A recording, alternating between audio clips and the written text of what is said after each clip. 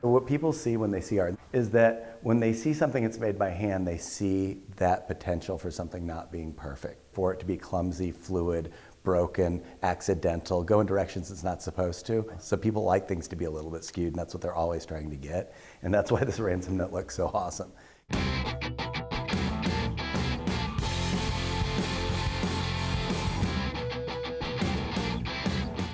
The show, it's a history of punk, post-punk, and just kind of alternative music in Milwaukee vis-a-vis the playbills that were used to advertise those shows, but it's become honestly more than that. It's become like a community center and like a reunion of that culture. The vast majority is like deep into the roots of our local punk and alternative scene. It's raw, it's real, it's working class, it's not lip service. You know, and Milwaukee has that in spades. It's like one of the most beautiful things about this city. And the punk scene, there's not a million producers and trillions of dollars like hanging right out of reach for them. I mean, Milwaukee has this kind of like really pure, isolated, almost like Galapagos culture where it's allowed to do crazy things.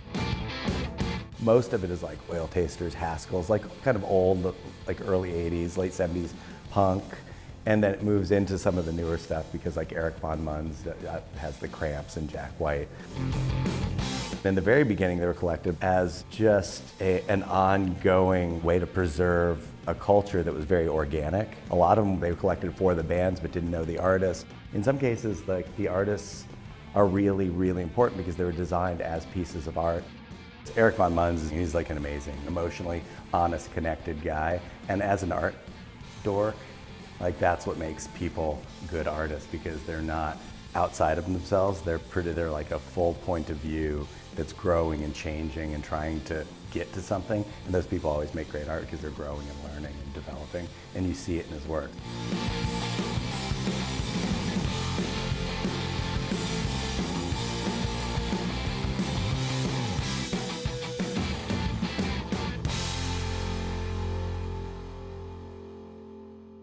The plan for this was to kind of keep it in situ as if it would be like on, you know, a construction site, like as people really did poster, which was irregular and all over.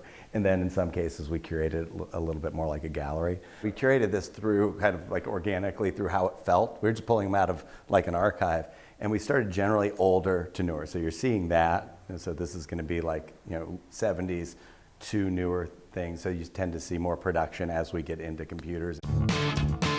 What makes a good poster? I mean, I think some like big, bold, straightforward, but sometimes if the image is so weird and so cool, the art gets you in, the band gets you out, you know? I think sometimes you could say going really simple and say band, venue, date.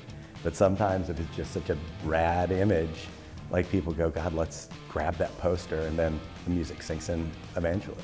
For real, the people that come in here, they're true weirdo, wonderful, awesome unicorns. I want them to look at this and go, this is what we should be striving for. This is the kind of thing we should want in the world. I think we should be striving to find real, authentic culture that forces us to think about how we live better. Of course, I want them to love Milwaukee punk and music and whatever, but even deeper than that, I want them to engage with things that are strange and different, that keep their mind crackling and keep their feet moving in weird directions.